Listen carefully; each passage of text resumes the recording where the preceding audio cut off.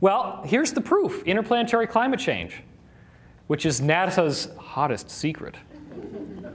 Now, we can look through and find the smoking gun of all 2012 scholarship because we can look at all the planets and the sun and see changes just like we see on Earth. And I'm going to show you a little bit of that. This is a composite graph of solar activity based on core samples from the Antarctic and the Arctic. And what you're seeing is the total amount of sunspot activity. This is what it's been doing in the last few years. We are now at a point where the only time the solar activity was higher than it was right now just so conveniently happens to be 11,000 years ago, which in ancient teaching is associated with what? What happened 11,000 years ago? Atlantis fell, right? Could that be related to the solar activity? Hell yeah. So we're now at the strongest point in 8,000 years since that happened. Mercury has grown a magnetic field when MESSENGER went by in 2008 that was not seen in the 70s with Mariner 10. That's a big change in Mercury.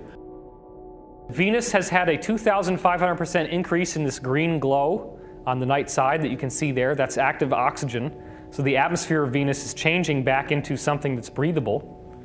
Mars is growing clouds and ozone, as you can see right here. There were no clouds on Mars before. That's brand new.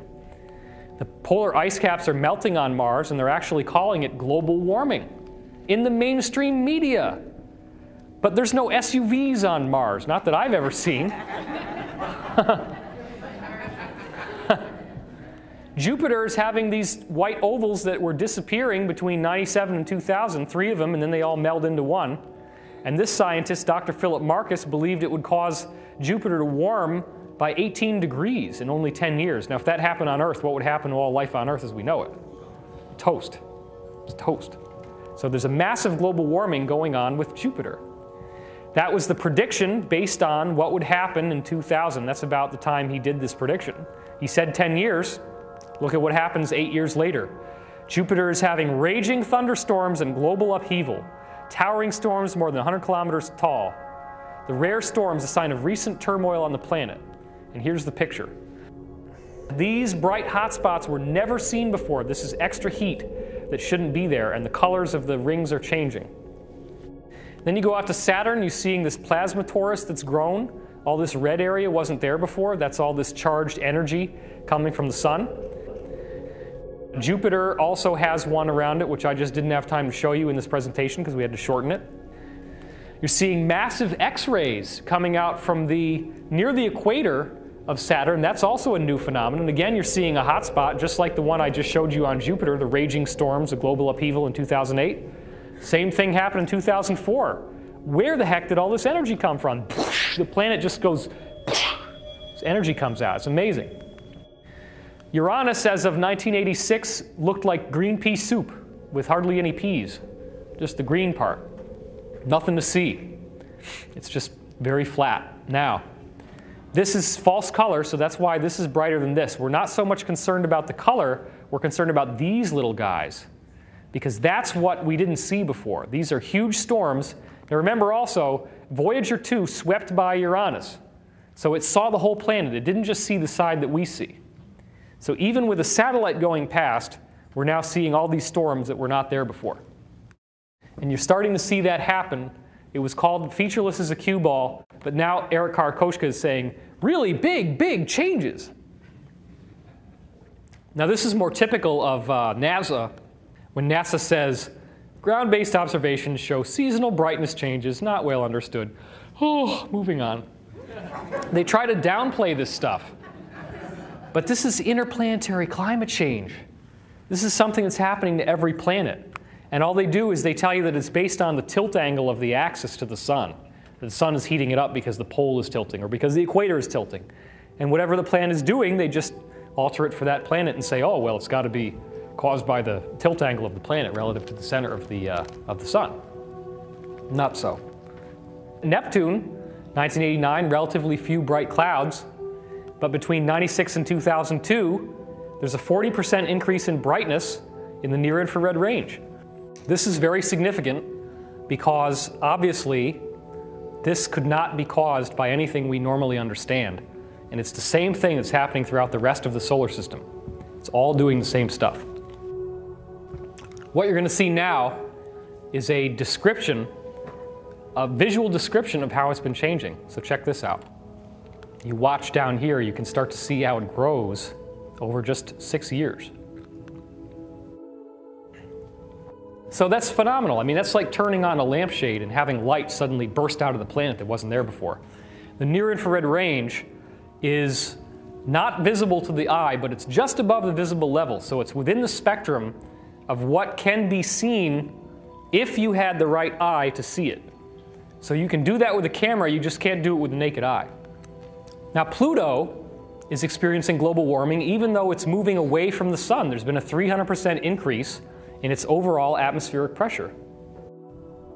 This whole system tells us that Earth changes are not unique to the Earth. They're happening everywhere in the solar system. But even on Earth, we're seeing things that are not attributable to the ordinary climate change that we would think of as being caused by SUVs. Volcanic activity since 1875 has gone up by over 500%. Sea level is increasing, temperature is increasing, tornado activity is increasing, natural disasters are increasing, the inflation-adjusted economic losses are increasing. Here you see the red indicates how much heat there is at the bottom of the Pacific Ocean, on the floor of the ocean. And then what you're seeing is 85 and 96, or 99 rather. So in 14 years, you see a substantial warming on the bottom of the ocean. Now guess how the scientists explain this? Well, of course, the sun is warming the top of the ocean. And then those warm particles just start sinking down, down, down, down, which is what they're going to do, right? And they sink to the bottom, and they warm up the bottom of the, oh, that's got to be what it is. They warm up the bottom of the ocean, they sink down. So the next time you ever want to boil up some hot dogs, just get a hairdryer and it works great. Why wouldn't you do it that way? You'd probably take 3 hours to boil. It's ridiculous. Heat rises. That's the first, one of the most basic laws of thermodynamics that we all know. But not here. Something's happening inside the Earth. Well, just as we were talking about climate change in the solar system, we now have a change in this presentation. My microphone started malfunctioning at that point in the talk, and so what we've done is to move this shoot here to Joshua Tree, California. And why I'm here is for historical reasons as well. You've just seen how every planet in the solar system is changing in ways that we can distinctly measure. We're seeing brightness changes. We're seeing greater magnetic field strength. We're seeing cataclysmic activity. We're seeing lots of protons and charged particles in the atmospheres. Well, believe it or not, in the early 1950s, UFO contact started occurring here in Joshua Tree with the guys we call the three Georges, George Adamski, George Van Tassel, and George Hunt Williamson. And so what they ended up discovering was an ability to maintain open contact with extraterrestrial intelligence. And that open contact led to prophecies which talked about the idea that the solar system would be changing in measurable ways, just as we're now seeing. But more importantly, these prophecies from the early 1950s clearly established that with these changes in the solar system, there would also be changes in human DNA that would literally correspond to an evolution of the human species as we now know it. This is the working nature of the prophecies of ascension, soul transmutation, and so forth that have been going on for so many thousands of years. We now actually have hard evidence from written prophecies that were published in books in the 1950s that you can go find on your own, showing us, in fact, that these climate changes that I've just described are nothing new. They were known about long ago, and it's all part of this spontaneous evolution that humanity is being led through at this time. So if these prophecies from the 1950s actually have a factual basis, then the interplanetary climate change is not simply going to be something that's making planets brighter, hotter, and more magnetic. It's going to be something that actually changes life as well. Now think about what temperature increase really means. If planets are getting hotter, that means the molecules are vibrating faster. That means there's some sort of increase in frequency going on. So if those changes are being caused by an energetic field, and that energetic field is related to consciousness, then would this mean that the planet is experiencing a rise in its consciousness? That is exactly what I'm suggesting. But in order to make that transition into a new model of biology, we have to first re-examine all of the assumptions that we've made about biological life being something that is randomly evolved only on this planet in the typical model put forth by Charles Darwin, hence called the Darwinian model of evolution. I don't like the Darwinian model of evolution because, frankly, it doesn't even work. If you start looking at examples of bacteria that we see right here around us right now, we know that there's bacteria that's been found in ice from the Antarctic, there's bacteria that have been found inside volcanoes, inside nuclear reactors, and even far out in the cold depths of space. Some bacteria from the Antarctic have been revived after being frozen for 10 million years. And as you go even further, you can see that other bacteria down at the bottom of the Black Sea are able to photosynthesize, meaning that they create their own food energy from the sun, even though it's almost pitch black down there. That's a very unusual condition that suggests that they were made to be in that area. How are they able to do that? Others can thrive on nuclear radiation or even infrared light, which is basically just heat. So when you start seeing these bacteria that are inside volcanoes, in sediments miles below the ocean floor, you have to ask yourself the basic question: did they all originate from other living bacteria? Or is the field itself trying to create life wherever and however it can? Are bacteria simply the product of an intelligent energy that is all throughout the cosmos and has decided to make life the way that it is? Could it be that our galaxy has a personality, and the personality of the galaxy has created a template in which all life emerges from an energetic background?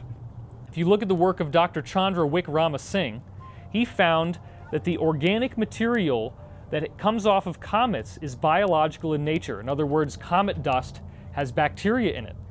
Well, many people don't even know that this has been discovered, and yet it's a common aspect of this type of physics. Since there's billions of comets in the solar system alone, this suggests that life on Earth may have come here from comet dust, or comets that crashed into the Earth. Dr. Wickrama Singh calls this the panspermia theory. But it's not a theory that I particularly agree with because, again, you're basically saying that life on Earth did not come from here, it came from space. Therefore, somehow it would have still had to have evolved in space. You haven't ruled out Darwinian evolution. You still have the potential that life could have been a random mutation. Again, that's not what I'm saying. I'm saying that life itself evolved from a field, and the field knows what it wants.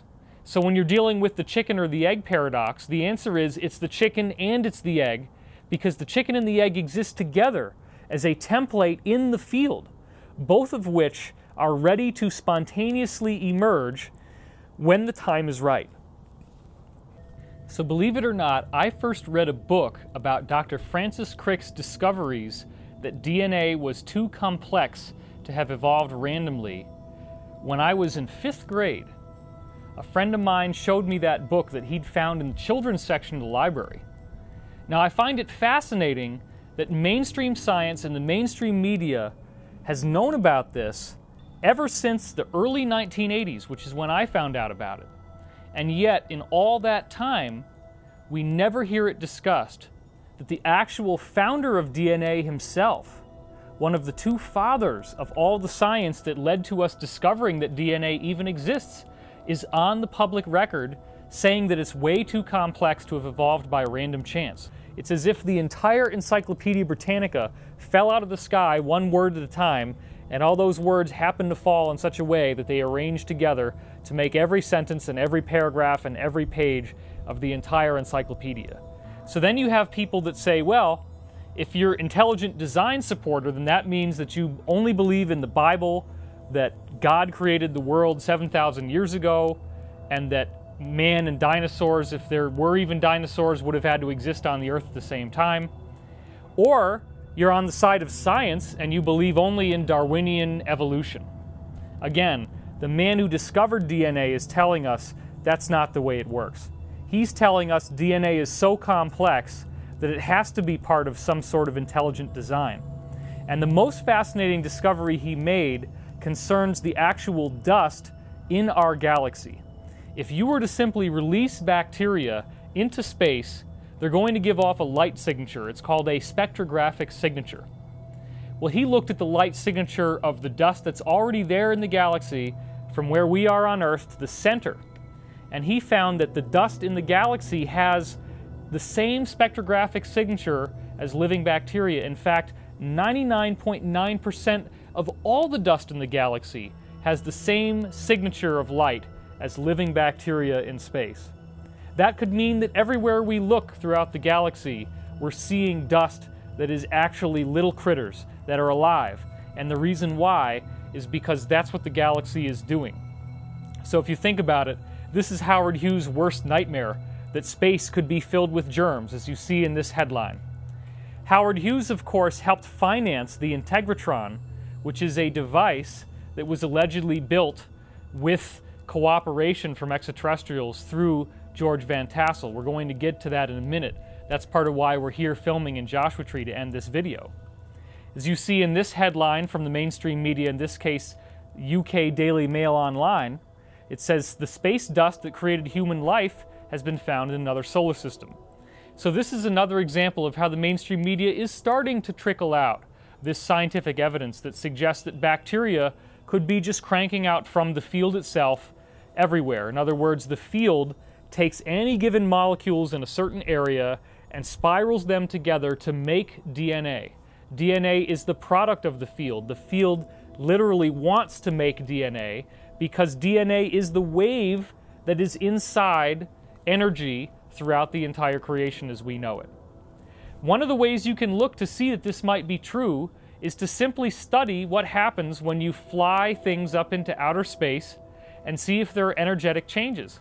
Well, of course, flying human beings up into outer space, before we get into things like plant seeds, you can look back to testimonies from various astronauts, and they report something called space euphoria, which is that when they go out into space, they have this phenomenal sense of uplifting communion with the universe, a sense of oneness, a sense of stillness, a sense that they are fundamentally unified with everything that there is. And now more recently, the Chinese have done studies where they have flown seeds of various plants up into space and then grown those seeds by a typical hydroponic process when they bring them back down to the Earth. Now granted, this has been done before with experiments from NASA, and they haven't seen anything that unusual. That was one of the complaints that someone gave me when they came up to me at one of my conferences.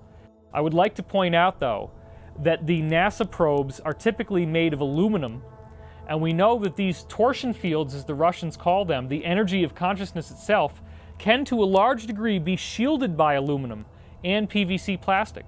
So if you have PVC plastic over the windows and an aluminum capsule, then it could be that all these wonderful energetic benefits that happen when you go into outer space did not exist. Anyway, the Chinese must have found a way to build a probe that was not strictly aluminum and PVC plastic, because when they sent seeds up into space, there were some pretty phenomenal changes that resulted. Take a look at this next picture. What you see here is a pumpkin that was grown from a seed that was flown up into space. As you can see, it's absolutely enormous in size. This is not typical. In the next slide here, you see a bitter gao melon, as it's called. This, of course, again, is much, much larger than you would ever normally expect such a melon to be. What you're seeing here is hot peppers, which normally would only be about this long, 2.5 inches long at the most. And yet, when you see the ones that were grown in space, they are enormous in size. Of course, you may also be aware of Findhorn Gardens, which is a particular area in Europe in which the people that cultivate these gardens believe that they are working with the spiritual aspects of nature. And in so doing, they create plants and vegetation that are just as enormous as what you saw in these photographs. Again, the key is harnessing the consciousness field. So when we see that by simply flying seeds into space, that they grow much more substantially, that suggests that the energy that makes things alive is in even greater abundance when we go out into space. That might be why 99.9% of all the dust in the galaxy is fundamentally creating bacteria wherever and however it can. This brings us back to the idea that the source of all life can indeed be found in an energy wave. If you can imagine now a stream going down the side of the mountain, and you see rocks in the stream, ask yourself, how did the rocks get into the stream bed? Did the water naturally appear where rocks already were? Or could it be that when there are large rainstorms and sheets of water falling down the mountain, that they're unearthing rocks that would naturally be there on the mountainside, and the rocks roll in the water current and end up rolling into the bottom of the stream? So that when they get to the stream, it's because there is a pressure that pushed them there. Now think about how this relates to DNA for a minute. Think about the idea that there are molecules sitting around, and that there could be these torsion fields, as the Russians call them, that naturally grab up molecules and will intelligently assemble them into the pattern that the wave already has. We know that the basic spiral of DNA has as its fundamental signature all the basic aspects of the Fibonacci ratio, or what's called the golden mean, which is the ratio of the number 1 to the number 1.618. That growth spiral shows up throughout nature. You can see it in the shape of a nautilus shell. You can see it in the arrangement of a sunflower. You can see it in many of the different patterns and proportions within the human body. This suggests again that the Fibonacci ratio is the fundamental character of the wave, and that DNA is emerging from this wave that exists throughout all of space. Well, this becomes a much more advanced proposition when you look at the work that has been compiled by Dr. James Strick, who wrote a book with the Harvard University Press called Sparks of Life. In the book Sparks of Life, Dr. Strick exposes a major scientific conspiracy that was going on throughout the 19th century, where some scientists were arguing in favor of the Darwinian model, where life evolves through spontaneous random mutation. It just seems to show up on a given planet. You don't know how it got there, it just randomly appears. But remember now, in the 19th century, this conspiracy had not yet been resolved. This was a conspiracy in the sense that the Darwinians ended up smashing down evidence that went against their own model. There were others who were arguing for spontaneous generation, which is the idea that life will spontaneously arise from non-living material. And there were numerous experimental examples of spontaneous generation that were found. These are examples in which you have a hermetically sealed container, and all you have in it is non-living material. There's no way that life could have gotten inside, and yet life spontaneously appears inside this hermetically sealed chamber anyway, with nothing more than water and the most basic ingredients allowing it to come into being. So Louis Pasteur himself had cases where life originated from non-living material. Now if you see on the side of a milk carton where it says pasteurized, that Pasteur in pasteurized is Louis Pasteur. He's the guy who was one of the main architects of this conspiracy because he suppressed his own data and the data of other credible scientists to force fit the Darwinian model into what the data was that we were seeing. So you cannot so easily dismiss this idea of spontaneous generation. There are distinct and real laboratory experiments that show you that this is in fact what was happening. What we've instead had happen is that history has been completely rewritten in favor of the Darwinian model of evolution. And in my opinion, that shouldn't have happened. Well, the best way to see evidence for yourself that this natural, spontaneous emergence of life can exist is in a paper with a very large, tongue-twisting name, Ultrastructural and Light Microscopy Analysis of Sapobians Formation and Growth in Vitro. This was performed by Professor Ignacio Ochoa Pacheco. What is he saying here? Sappa means sand packet, and bions mean light forms, literally life forms that appear initially as light, that emerge spontaneously in a given medium. If you look here, you can see the link on orgone.org where you can look up this study for yourself. In this next slide, what you see is dust and sand that has been sampled from the ocean and put inside a test tube, and then a little bit of surface scum grows on top of the test tube, which is then skimmed off and looked at under a microscope. You don't see anything remarkable in terms of structure in this photograph, because you're literally just seeing little globules that have appeared.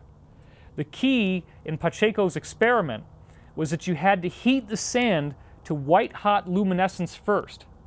Once the sand was heated to a white-hot luminescence, and then you put it into a sterilized test tube with nothing but sterilized distilled water, and you kept a stopper on it, and it was all done inside a vacuum, so there was no possibility of life growing inside.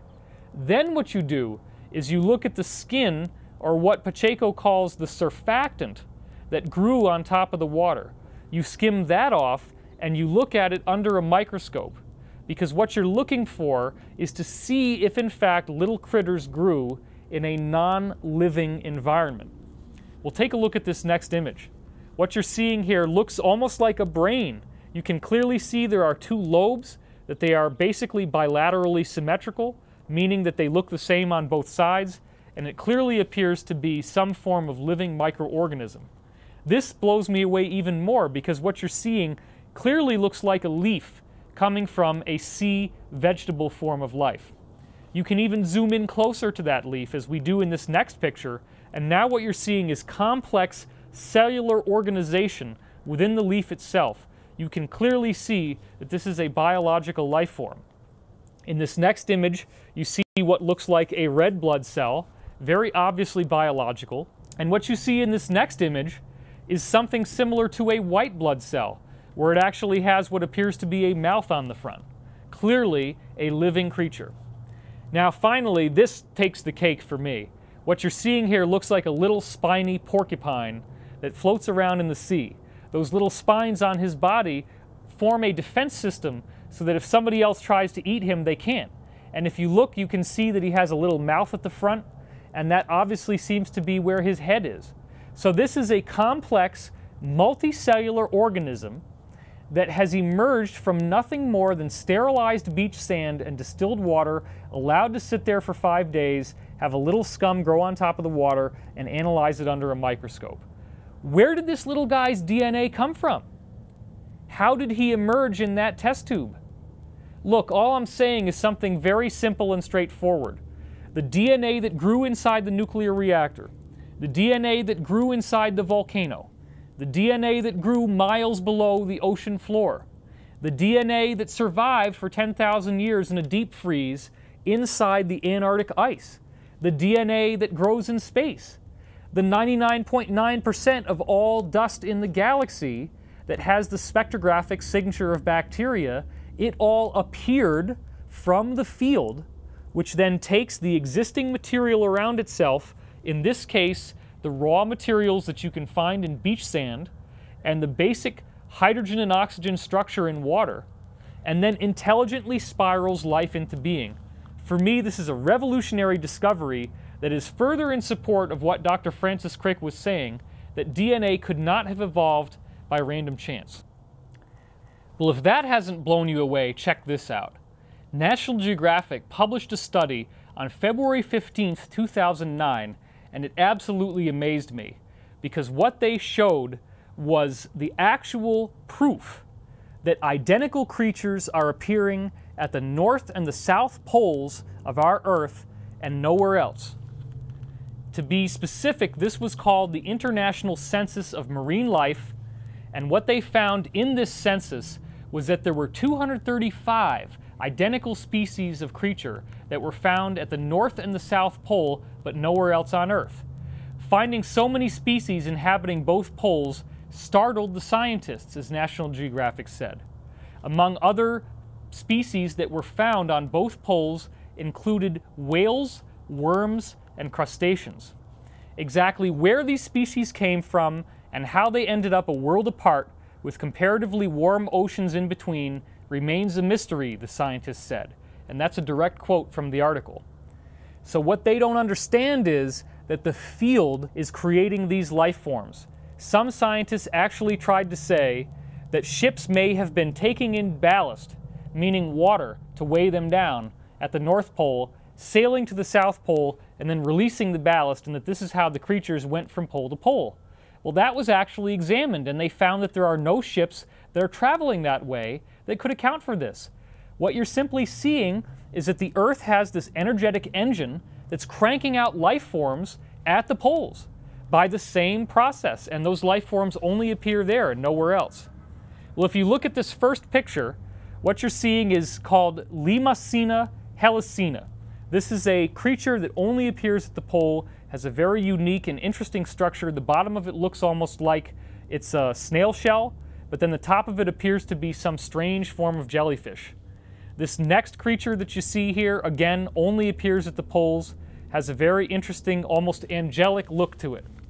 The next creature here, again, looks like a crustacean, sort of like a shrimp, but you only see this creature appearing at the poles. And lastly, this guy very much looks like a shrimp, except you see he has these two huge arrows at the front of his face, obviously for some sort of defense to stab other creatures and have his own food supply. What we're seeing here is a really phenomenal effect, because you can look at the work of Pacheco and see little marine organisms growing inside that beach sand that was heated to 1,000 degrees Celsius. But now we look at the Earth itself, and when we look at the poles, we're finding creatures that emerge there but nowhere else. To me, this is a phenomenal proof that what we're dealing with is, in fact, a source field, a life-generating energy field that will naturally take biological material in a given area and arrange it in such a way as to create life forms based on a design template. A design template, by the way, that is intelligently made. Is this solar system change that we're dealing with in some way related to species evolution? Does this solar system change promote species evolution in some way? Could DNA originate and evolve by an outside energy source? We're already seeing the proof lining up for that to be possible. When we look at the study of Dr. John Kearns, we see further evidence that this evolution of species could be energetically promoted. When you take bacteria who are lactose intolerant and you drop them into a lactose-only environment, as Dr. John Kearns did, they do not die off from starvation as you might expect. Instead, they spontaneously evolve new mouth parts that allow them to digest the lactose. This means that a change in the environment actually stimulates evolution. Well, it's obvious that global warming is a change in our environment right now. It's too hot, it's too cold, there's too much water, there's not enough water, and these things keep happening over and over again. So is that change in our environment stimulating us to grow in some way? Well, we just saw now with bacteria that you can drop lactose-intolerant bacteria into lactose, and they spontaneously evolve into something else. We can also see the same effect as you saw with the lactose-intolerant bacteria digesting lactose by spontaneous evolution by looking at the Italian wall lizard. Over a 36-year period, the descendants of these original lizards spontaneously evolved in a very fascinating way. In 1971, 5 adult pairs of Podarcus sicula, or the Italian wall lizard, were moved from their home island in the South Adriatic Sea. Their home island, known as Pod Capisti, was a desert, and they survived by eating small insects. The new island they were moved to, called Pod Mercaru, was a lush vegetative tropical paradise, and the lizards adapted and became vegetarians eating plants. The scientists then returned 36 years later, after 1971 when it first happened, in the summer of 2004, 2005, and 2006. During this time, what they did is to capture the lizards and measure them for various bodily dimensions. This includes the size of the vent on their nose, or the snout vent length as it's called. This includes the dimensions, the size of the head, and of course the mass of their bodies. They took tail clips off of these lizards. They didn't kill them, but they just took clips off of the edge of the tail and tested their DNA just to make sure that these lizards were in fact the descendants of the original 5 adult pairs that were brought there in 1971. And the DNA tests confirmed that they were the same lizards from the source population. Yet the scientists discovered that in only 36 years there were what they called quote-unquote striking differences in the size of the head, the shape of the head. The bite strength had gotten much stronger because it's a lot more difficult to bite through the fibrous material of plants than it is to bite through an insect's body. And they found, most significantly, new structures that had developed inside the digestive tract of these creatures after only 36 years. In fact, these cecal valves, as you see in this image, were never before reported for this species. This is a small pocket inside the digestive system that creates fermentation, which allows these plant matter to be digested properly. So you can see in this next image different types of lizards that are from the same species. And what you can see is noticeable changes in the size of the head.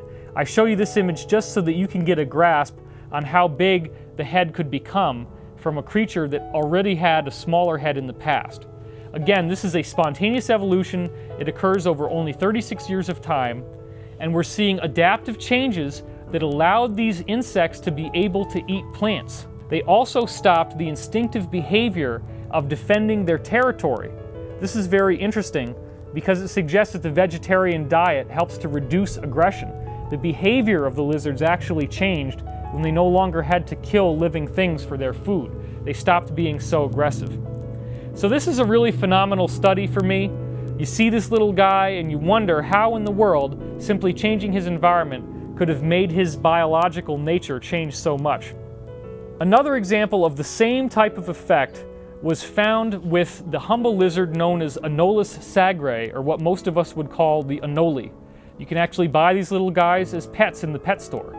Well, what was found in this particular study, which you can see here in this mainstream media link, is that when a predator lizard was introduced to their environment, they first grew longer legs to be able to try to run away from the predator on land. The problem was that no matter how fast they ran, the predator lizard ran faster and still caught them. So then they had to jump up into the trees and run up into the trees where the lizards that were the predators could not go. This was much better equipped for lizards who had shorter limbs, because shorter limbs allow them to climb better, whereas longer limbs allow them to run faster. Sure enough, when they went up into the trees, their limbs spontaneously became shorter in just a very short length of time. The scientists do not understand how this could happen, but it's as if the environment itself stimulated them to change, just like you saw before with the Italian wall lizard. Now in this case, this ugly-looking fish is being called evolution on steroids. It's a monster fish that appeared in a river in the Congo that we've never seen before. And again, scientists are perplexed as to how this fish could have showed up so quickly in the fossil record, because it never existed before and it just emerges. Similar to the way that we're seeing how National Geographic showed 235 different types of life that only exist at the poles. It's showing us that the field is out there and the field is changing, and life is changing as a result. In this next mainstream media link, you're seeing that swimming orangutans are now being discovered. The problem is they didn't used to be able to do this. For whatever reason, no orangutan had ever been observed swimming before, and yet now they're not only taking to the water and swimming, they're also learning how to fish with spears, banging fish over the head or stabbing them with the spear and being able to catch that tasty meal as a result. This is new behavior that again suggests that evolution is occurring. So as we ask ourselves a very fundamental question, could a species be energetically transformed? We're now zeroing in on the core question of how this interplanetary climate change that was predicted from these readings in the 1950s, which we'll see a bit later, could indeed lead to biological evolution of you and me on Earth, something that in fact might already be happening right now. We now look at the work of Dr. Tizian Kanchizin, a Chinese scientist whose work has been picked up and analyzed by Russian scientists. What he found was a DNA transformation that was through nothing more than a wave itself. As you see in this diagram, you have number 4 being a duck and number 6 being a chicken. Of course, they're not anatomically correct. It's a very simple diagram. But what you're looking at is that the duck, number 4, is inside a pentagonal room, a 5-sided room. All the number 2s that you see in this diagram represent funnels in which air can pass through and also energy could pass through. Then, after the funnels, you see those orange lines which actually represent copper pipes that go from the funnel to the other room where the pregnant chicken is being held. Now, the pregnant chicken is very important because there's eggs that are developing inside the chicken's womb. What you see with number 3 is a microwave generator. Now, this was not a lethal dose of microwaves. He didn't kill the duck, but he did excite the duck's DNA with microwave energy. Now, what happened was really phenomenal because as the duck's DNA was being excited, those energy patterns went over into the room with the chicken. Now, let's look briefly at this image of a duck.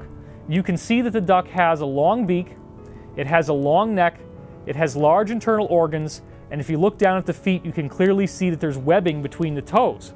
When we look at this picture of a chicken, you can see the chicken's beak is much shorter, you can see there's no webbing between the toes, and in fact the length of the neck is much shorter. Now, it was a synchronicity. It just so happened that I was looking for these pictures online, and when I found this picture of the chicken, it happened to be a chicken who was raising ducks.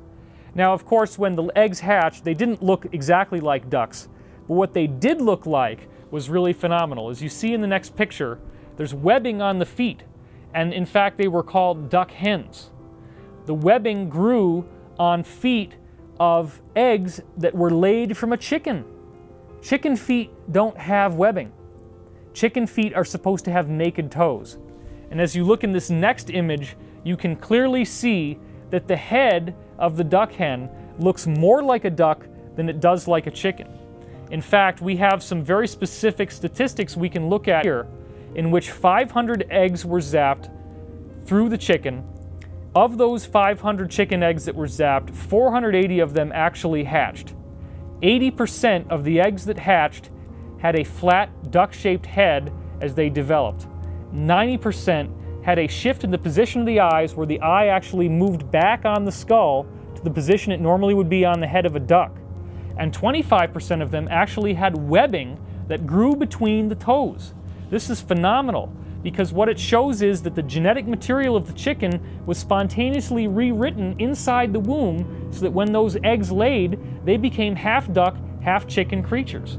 That completely bypasses traditional Darwinian models of evolution. So you see how it is totally possible to explain evolution that has occurred on the Earth as being existing more primitive species that are energetically rewritten into more complex forms of life later on. Well, we can also look to the work of Dr. Peter Garriev, who took this even a step further. And what he did is to take eggs that had been laid by a frog and then zap them with a laser light that had gone through eggs laid from a salamander. Now, a salamander is considered a more primitive form of life than a frog. One of the unique qualities of a salamander is that you can cut off one of his limbs and the limb will actually regrow. The salamander has the power of regeneration, whereas the frog does not. So in this sense, you could almost say that it dialed the DNA backwards in evolution a bit. Because what happened when you redirect laser light through a salamander's embryos into a frog egg is that the frog egg has a complete metamorphosis, and what comes out is a fully healthy salamander, not a frog. Now, this is a scientific revolution in the making because it suggests that you can have a complete transformation from one species to another within one generation. Your parent could be one creature, you lay the egg develops into a completely different creature, and the only thing that you need to make that transition possible is the actual wave information that rewrites the DNA. It's almost as if DNA is like a jigsaw puzzle that has more than one solution. And this really changes how we see life and how we see evolution. It could very well be the engine of evolution. For if, again, you look back to the fossil record, as I said before, Dr. James Rope and Dr. David Sepkoski, two paleontologists from the University of Chicago, analyzed marine fossils, over 3,600 different genres of life that emerged in the various layers of fossils from the ocean. What they found over and over again was that there was a 26 million year cycle in the way that life was evolving in the Earth. This 26 million year cycle goes back, as you can see here, some 250 million years into the past, and it includes the fall of the dinosaurs. So how could something like this be possible? How could all creatures on Earth be spontaneously changing in even intervals of time? Well, the scientists really don't know what to make of this. And it got even stranger when there was yet another cycle that was discovered by Doctors Robert Mueller and Robert Rode, which in this case is 62 million years long, as you can see in this diagram. And this cycle goes all the way back to the original single-celled organisms found in our fossil record 542 million years ago. In nice, even intervals of 62 million years, the creatures on Earth spontaneously evolve from one form to another. And that, to me, is proof positive that what we're dealing with is galactic energy waves. Galactic energy waves are the only plausible explanation for how you could have even cycles of time. What I'm suggesting is that there are evenly spaced waves of energy in the galaxy, and that those waves of energy are moving away from the center at a nice steady speed. So if they're always the same length and they're moving at a steady speed, that means that the cycles that they will create will be equal in time. And in fact, we can actually look out at the galaxy and see that galactic bioenergy fields may indeed be responsible for causing this 62 million year and 26 million year evolutionary cycle. Now look at this. In this diagram, you see the redshift variations in the supercluster of galaxies known as Virgo. What do I mean by redshift variations? Redshift is a microwave frequency that is given off by all objects in the cosmos. Most scientists interpret redshift as being indicative of how far away something is. But Dr. William Tift upended this whole scientific orthodoxy by finding that within a single galaxy, redshift starts changing in even intervals. And those intervals look like layers in an onion, meaning that the highest redshift is at the center of the galaxy, and then in evenly spaced orbits away from the center, the microwave frequencies of light that all the stars are giving off have changes in their frequency that are very measurable. Now, you can see it in this image from the Virgo cluster, and you can also see it in this next image, which is taken from other areas in the Virgo cluster. Dr. Tift's studies have looked at hundreds and hundreds of galaxies. Between him and other graduate students who have investigated this, they have yet to find a single galaxy that does not have these striations within it, where you see varying microwave frequencies. I then direct your attention to the work of Dr. Harold Aspdin, a scientist who on his website, energyscience.co.uk, has fundamentally rewritten the basic laws of electromagnetism by going back to Maxwell's original equations and then extrapolating off of them. He shows you every step. It's straightforward. Any scientist can follow it. What's so interesting is that as he looked at Maxwell's equations, he found that this quantum medium, if you will, the background energy that all matter is made of, would have certain thicknesses, or densities as it also is called. These densities, in turn, can be calculated with equations that Dr. Aspdin has discovered and published freely on his website. You can crank out the microwave frequencies that each density in the quantum medium will give off. That means that even though you can't directly see these energies in the quantum medium, they give off light signatures. They give off microwave signatures.